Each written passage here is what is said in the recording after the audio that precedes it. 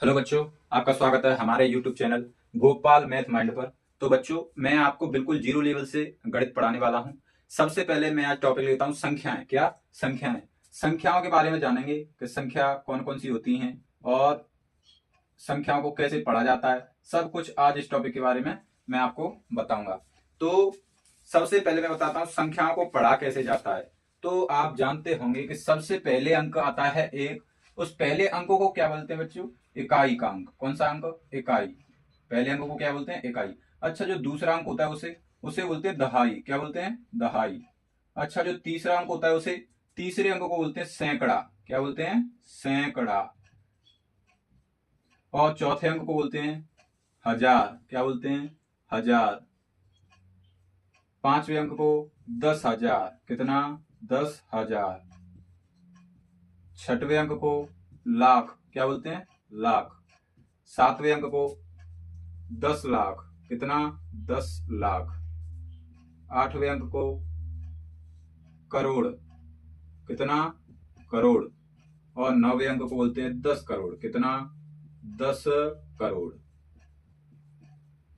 कोई भी संख्या हो उसमें पहला अंक होगा उसको बोल देंगे इकाई, और दूसरा दहाई, तीसरा सैकड़ा। सैकड़ा को अपन अपनी भाषा में बोलते हैं 100। क्या? 100। फिर चौथा होता है उसे हजार, पांचवे को 10,000, छठवें को लाख, सातवें को 10 लाख, आठवें को करोड़ और नवे को 10 करोड़। अब संख्या कैसे पढ़नी है वो भी देखते हैं। जैसे मैंने कोई एग्जाम्पल लिया ये, तो सबसे पहले इकाई से शुरू करेंगे। इकाई, दहाई, सैकड़ा, हजार। हजार की तरफ बोला 8 पे तो 8 के साथ हजार बोलेंगे। 8,000। इसमें सैकड़ा बोला तो सैकड़ा 3 के साथ 100 बोलेंगे। क्या बोलेंगे? 100। तो 8,300 और लास्ट के दो अंक बोलते हैं उनको एक साथ बोलते हैं। तो 8,368। 8,368। जैसे एक और उदाहरण लूंगा, जैसे ये लिया। अब इसमें देखेंगे इकाई, दहाई, सैकड़ा, हजार, 10,000। जैसे ही 10,000, 10 लाख, 10 करोड़ आए तो पीछे के अंक को और ले लेते हैं, यानी कि दो अंक मिला करके बोलेंगे हजार में। जैसे हजार आया 9 पे 10,000, तो पीछे के अंक को और मिलाएंगे और क्या हो जाएगा? 98,000। कितना? 98,000। ये सैकड़ा पे था तो इसको बोलेंगे 100। 98,300 और इसको एक साथ 67। 98,367। ऐसे संख्याओं को पढ़ा जाता है। अब मैं बताऊंगा संख्या कौन कौन सी होती हैं, उन सभी की परिभाषा भी लिखेंगे। पहले आप यहां तक स्क्रीनशॉट ले सकते हैं। ठीक है, चलो अब मैं इसे साफ करता हूं। अब इसके बाद संख्याएं कौन कौन सी होती हैं वो देखेंगे। सबसे पहली संख्या होती है सम्मिश्र संख्या। कौन सी? सम्मिश्र संख्या। पहली है सम्मिश्र संख्या। सम्मिश्र संख्या है। क्या परिभाषा होती है? तो वास्तविक और अवास्तविक संख्याओं को सम्मिलित रूप में क्या बोलते हैं? सम्मिश्र संख्या। तो वास्तविक वास्तविक तथा अवास्तविक वास्तविक तथा अवास्तविक संख्याओं के सम्मिलित रूप को सम्मिश्र संख्याएं कहते हैं। सम्मिश्र संख्याएं कहते हैं।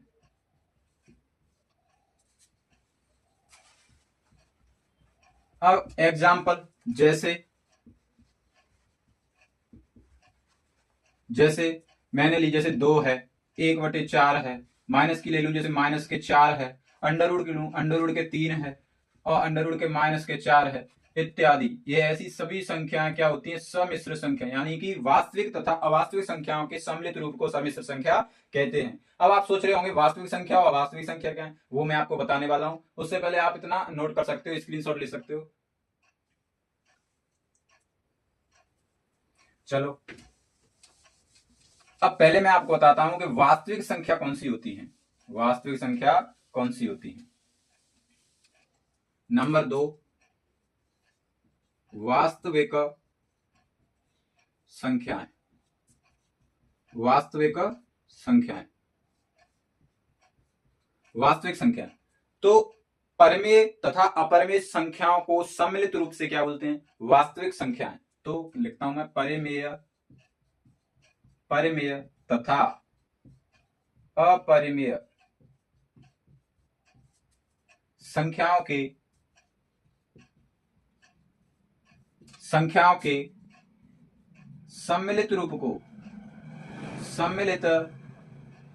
को वास्तविक संख्याएं कहते हैं। वास्तविक संख्याएं कहते हैं। जैसे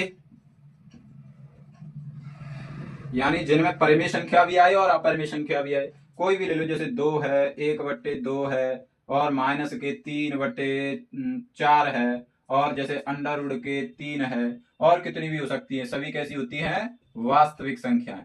अब आप सोच रहे होंगे कि आप परिमेय और अपरिमेय संख्या क्या है। पहले आप इतना नोट डाउन करो, उसके बाद बताऊंगा परिमेय अपरिमेय, लेकिन उससे पहले मैं बताऊंगा वास्तविक संख्याएं क्या है, अवास्तविक संख्याएं क्या है। आप इतना नोट कर सकते हो या स्क्रीनशॉट ले सकते हो। चलो अब नंबर 3 पर देखेंगे पहले अवास्तविक संख्याएं। कौन सी? अवास्तविक संख्याएं। अवास्तविक संख्या क्या है, किसे कहते हैं, देखते हैं। अवास्तविक संख्याएं, अवास्तविक संख्याएं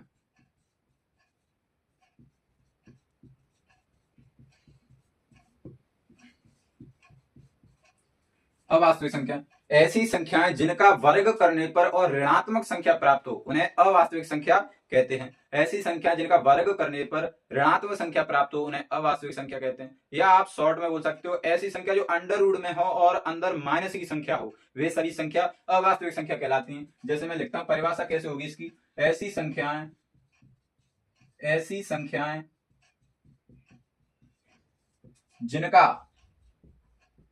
ऐसी संख्याएं जिनका वर्ग करने पर ऋणात्मक संख्या प्राप्त होती है। ऋणात्मक संख्या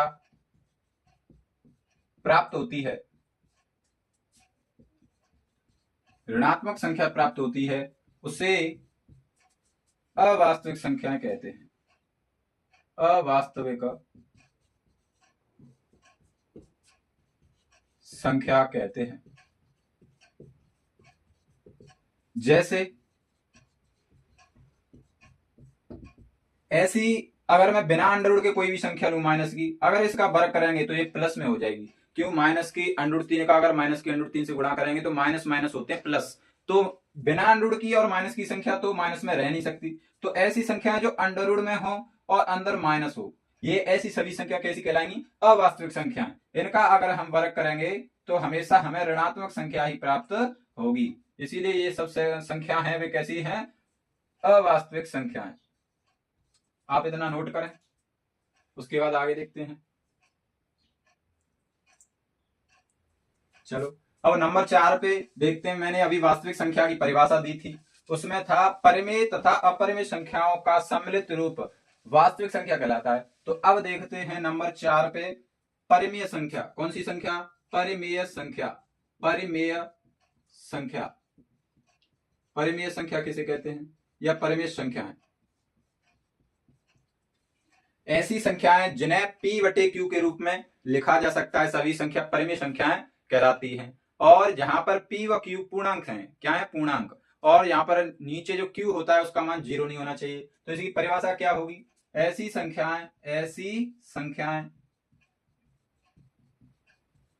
संख्याएं जिन्हें p/q के रूप में लिखा जा सकता है,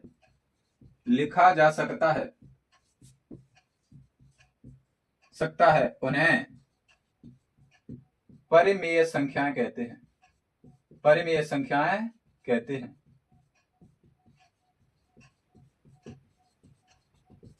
परिमेय संख्या कहते हैं जहां p व q क्या है? पूर्णांक हैं तथा q का मान 0 नहीं है। ठीक है। अब जैसे देखते हैं,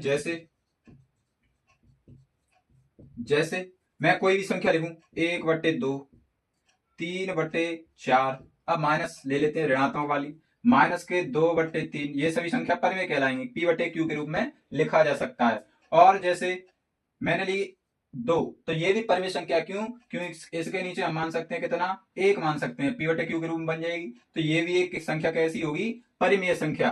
और जैसे मैं लूं √4, √4, अगर इस 4 का हम वर्गमूल लेंगे तो कितना आएगा, बाहर निकल के 2 आएगा। इसीलिए √4 भी कैसी है, परिमेय संख्या। और इसके अलावा होती हैं शांत संख्याएं। कौन सी संख्याएं, शांत संख्याएं। वो सब संख्याएं भी कैसी हैं, परिमेय संख्या। आप इतना पहले लिख लें, या स्क्रीनशॉट भी ले सकते हैं, बाद में लिख सकते हैं।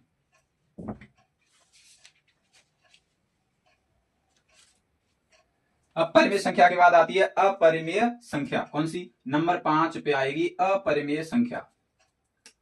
अपरिमेय संख्या ऐसी संख्याएं जिन्हें p/q के रूप में नहीं लिखा जा सकता। यानी अभी थी परिमेय, अब हो गई अपरिमेय। अ का मतलब होता है नहीं, अ का मतलब क्या होता है, अ का मतलब होता है नहीं, अपसर्ग का मतलब नहीं होता है। इसका मतलब कुछ नहीं करना है। अपरिमेय संख्या का मतलब है ऐसी संख्या जिन्हें p/q के रूप में नहीं लिखा जा सकता, उन्हें कैसी संख्या कहते हैं, अपरिमेय संख्या कहते हैं। ऐसी संख्या जिन्हें p/q के रूप में नहीं लिखा जा सकता।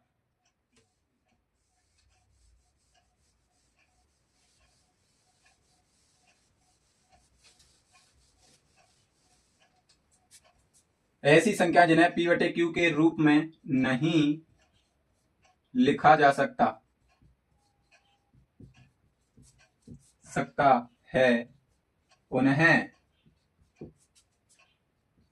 अपरिमेय संख्या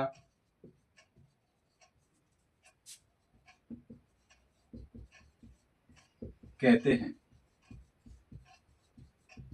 जैसे अंडर में कोई सी भी संख्या हो जो पूर्ण वर्ग नहीं हो, वे सभी संख्या क्या कहलाएंगी, अपरिमेय संख्या। और जैसे √4 है, ये कैसी होगी, परिमेय, क्योंकि ये 4 तो बाहर आ जाएगी, तो ये अपरिमेय नहीं होगी। जैसे √6 है, ये पूर्ण वर्ग नहीं है, तो ये कैसी है, अपरिमेय। √3 कैसी है, अपरिमेय। जैसे मैंने लिखा √7 कैसी है, अपरिमेय, क्योंकि ये पूर्ण वर्ग नहीं है। जैसे मैंने लिखा √9, ये अपरिमेय, अपरिमेय, ये है परिमेय, क्योंकि 9 वर्गमूल होता है कितने का, 3 का, तो इसलिए ये अपरिमेय संख्या नहीं है। ऐसे भी बहुत सारी हो सकती है। और सभी अशांत संख्या, कौन सी, अशांत संख्या।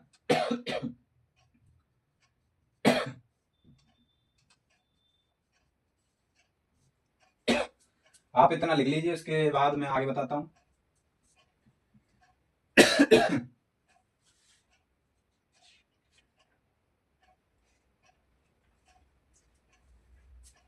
ये नंबर कौन सी थी, 5वीं या 6वीं? पहली हुई सम्मिश्र, उसके बाद वास्तविक, उसके बाद अवास्तविक, फिर हुई आपकी परिमेय, और ये हुई अपरिमेय, 5वें नंबर की थी। ठीक है, अब देखेंगे 6वें नंबर की।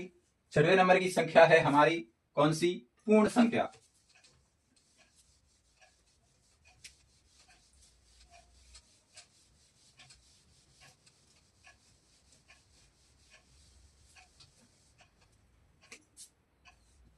पूर्ण संख्या।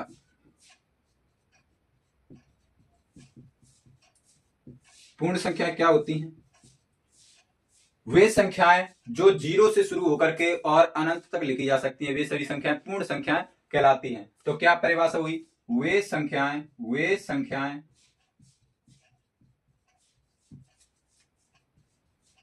जिन्हें 0 से अनंत तक, अनंत का एक चिन्ह होता है, ये वे संख्याएं जिन्हें 0 से अनंत तक लिखा जा सकता है, उन्हें पूर्ण संख्याएं कहते हैं।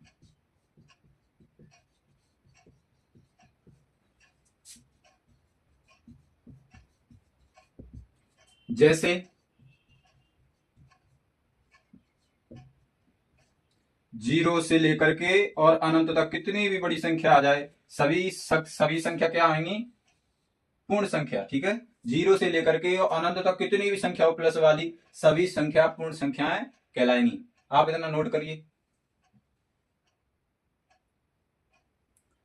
अब पूर्ण संख्या की बात आएगी आपकी प्राकृत संख्या। कौन सी, प्राकृत संख्या। नंबर 7 प्राकृत संख्या। प्राकृत संख्या या प्राकृतिक संख्या एक ही बात है। वे संख्याएं जिन्हें एक से, अब इसमें क्या आ जाएगा, एक से, वे संख्याएं जिन्हें एक से अनंत तक लिखा जा सकता है उन्हें पूर्ण संख्याएं कहते हैं। पूर्ण नहीं कहेंगे, यहां का कहेंगे प्राकृत संख्याएं, प्राकृत संख्याएं। तो प्राकृत संख्या की क्या परिभाषा हुई, प्राकृत संख्याएं वे संख्याएं जिन्हें एक से अनंत तक लिखा जा सकता है उन्हें प्राकृत संख्याएं कहते हैं। अब यहाँ पर जीरो सम्मिलित नहीं होगा, बस क्या नहीं होगा, जीरो। अब एक से शुरू होकर के अनंत तक प्लस वाली जितनी भी संख्या हो एक से लेकर के और अनंत तक, वे सभी संख्या क्या कहलाएंगी, प्राकृत संख्याएं। आप इतना नोट करें।